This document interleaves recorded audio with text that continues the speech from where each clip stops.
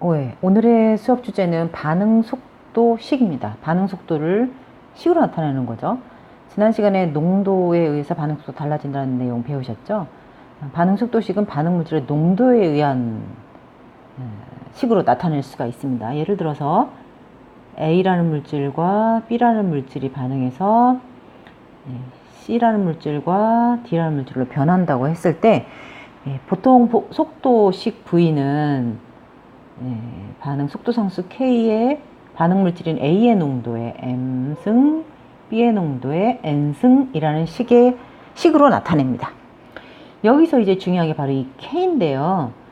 얘는 반응 속도 상수라고 부르는 상수고요. 반응 속도 상수는 반응마다 다 다릅니다. 어떤 반응은 K가 크고 어떤 반응은 K가 작고 그래요. 그리고 농도에 영향을 받지 않습니다. 속도 상수는 어떤 반응이 특정 반응의 속도 상수는 반응질 농도와 상관없이 항상 일정한 값을 가져요. 하지만 온도가 달라지면 달라집니다. 그리고 요게 지금 M하고 N이라는 게 나와 있는데요. M하고 N은 요 M하고 N은 뭐라고 부르냐면 이제 반응 차수라고 부르는 거거든요. 이건 정수로 어떤 숫자든지 될 수가 있어요. 그러면 요 대괄호 쳐져 있는 요게 바로 몰농도를 보통 나타내거든요. 그럼 몰농도는 단위가 딱 있잖아요. 예, 몰퍼 리터 이렇게. 만약에 이게 M하고 N이 숫자가 뭐 1이냐, 2냐, 3이냐 이거에 따라서 속도 상수의 단위는 달라지게 되죠. 그래서 반응에 따라서 속도 상수의 단위가 달라지게 된다는 거 기억을 해 두시면 좋겠습니다. 네, 그러면 이제 반응 속도식에 나와 있던 M하고 N, 그건 어떻게 구하느냐? 그 M하고 N을 뭐라고 부르냐면 반응 차수라고 불러요. 반응 차수. 아까 M하고 N 나왔던 거 있죠? 그 반응 차수는 어떻게 알아내느냐? 실험에 의해서 결정됩니다. 실험 데이터. 네, 그래서 지금 위에 나와 있는 표를 보시면 농도가 어떻게 될 때 속도가 어떤지에 대한 데이터가 있는 거예요. 저건 실험에 의해서 알아내는 거고요. 그 실험 데이터를 분석해서 M하고 N이 얼마인지를 알아냅니다. 간단하게 한번 봐볼게요. 아까처럼 식을 쓴다 그러면 V는 K에 NO의 M승, 그 다음에 O2의 N승이 되겠죠? 그럼 이제 M이 얼마냐를 먼저 알아내려고 하면 M은 NO의 농도에 따라서 어떻게 달라지는지 보는 거잖아요. 그러니까 O2의 농도는 일정한데 NO의 농도만 달라지는 샘플을 한번 찾아보세요. 위에서 1번과 2번을 비교하면 O2는 똑같은데 NO만 2배 됐죠. 그랬더니 초기 반응 속도가 몇 배가 됐죠? 48에서 19이면 대충 5하고 2니까 몇 배 됐냐면 4배 정도 된 거죠. 4배. 그러면 농도가 2배 됐을 때, 얘가 2배가 됐을 때 총 속도가 4배 빨라졌다 그러면 M은 얼마일까요? 네, 제곱이 되겠죠. 2의 제곱에서 4배 된 걸 테니까. 똑같은 논리로 O2에 대한 차수가 얼마인지 알아내는 방법은 어떻게 하는지 아시겠죠? 보시면 1번과 3번을 한번 비교해 볼까요? NO의 농도가 그대로 똑같은데 이번에는 O2의 농도만 2배가 되었어요. 그랬더니 속도가 몇 배가 됐죠? 48이고 96이니까 2배가 됐네요. 농도 2배일 때 2배인 거니까 O2에 대해서는 1차 반응, 1차는 안 써도 되니까 따라서 이 반응의 반응 속도식은 NO의 제곱 O2라고 말하는 거고요.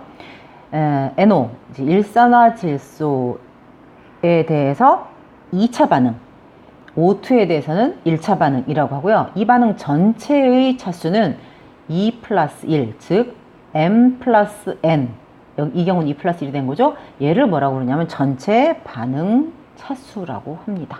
몇 차 반응인지 이런 것들 알아내게 되는 거예요. 이 반응의 전체 반응 차수. 이 반응 차수는 정수로 여러 가지가 가능한데요. 여러 가지 종류가 있어요. 걔를 하나씩 보도록 하겠습니다.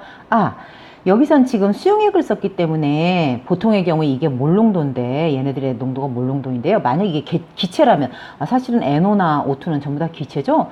기체의 경우 농도라면 이 기체의 경우 농도라면 그게 뜻이 뭘까요? 단위 부피당 몰수 입자수잖아요. 그러니까 기체의 경우 기체들 간의 반응에서는 이 몰농도가 뭐를 표시하냐면 분압, 압력을 표시합니다.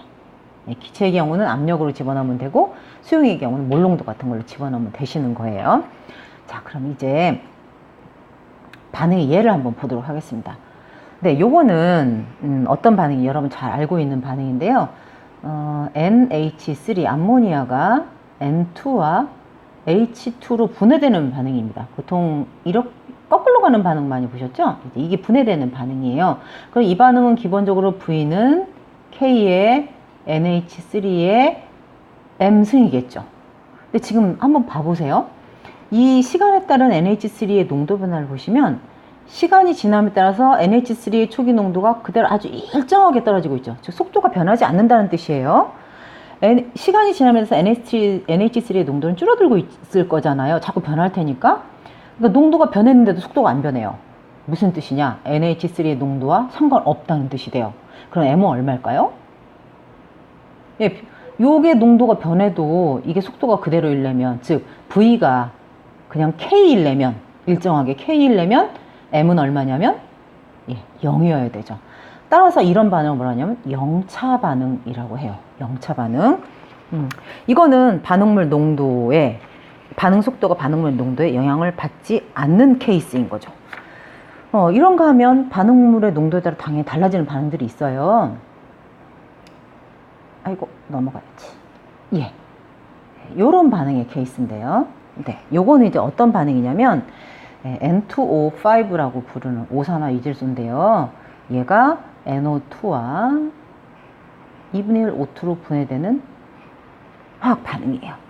네. 이 반응 같은 경우에는 V가 K의 어떤 식이냐면, 네, 얘가 1입니다. 1. 그러니까 1차 반응이라는 뜻이에요. 1차 반응이란 무슨 뜻이냐? NO의 농도가 2배 되면 속도도 2배 되고 3배가 되면 속도도 3배가 되는 이런 뜻이잖아요. 그래서 이 그래프를 보시면 0.5, 1, 1.5, 2로 증가하면서 완전 일직선으로 이게 속도잖아요. 속도가 일직선으로 증가한 걸 볼 수가 있어요. 이게 바로 1차 반응이라는 뜻인 거죠. 그럼 얘는 농도가 절반이 되면 속도가 절반으로 되겠죠. 그래서 그런 반응의 예로 이 같은 반응을 이 세로축을 반응 속도로 놓는 게 아니고 N25의 농도로 놓으면 어떻게 되느냐, 이런 그림이 되게 되는 거예요. 교과서에 나와 있는 그림인데요. 이렇게 되면 무슨 뜻이냐, 농도가 딱 절반이 되면, 네, 여기 지금 맨 첫 번째 보세요. 농도가 딱 절반이 되면 일정한 시간 만에 딱 절반이 됐으면 속도가 딱 있을 거 아니에요. 그러면 이 시간을 뭐라고 하냐면, 처음에 시작 1차 반응에서 일정한 시간이 지나서 딱 절반으로, 농도가 절반으로 줄어들 때까지 걸리는 시간을 뭐라고 하냐면 반감기라고 해요. 반감기. 이 반감기는 항상 일정합니다. 왜냐하면 농도에 비례하기 때문에. 절반 됐으면 속도가 절반으로 줄겠죠. 이 상태에서. 그래서 그 다음 절반으로 줄어들 때 또 역시나 똑같은 시간만큼 걸립니다. 그 다음 절반이 줄어들 때 또 똑같은 시간이 걸리는 거죠. 네. 그래서 1차 반응의 경우 반감기는 이 농도와 상관없습니다. 반응 초기 농도와 무관해서 항상 일정하게 유지가 됩니다. 이건 이제 상당히 중요하게 좀 취급이 되는 반응인데, 예를 들어 이런 대표적인 아이가 어떤 아이들이냐면 방사성 동위원소들이 있어요. 들어본 적 있을 거예요. 방사성 동위원소의 붕괴. 예.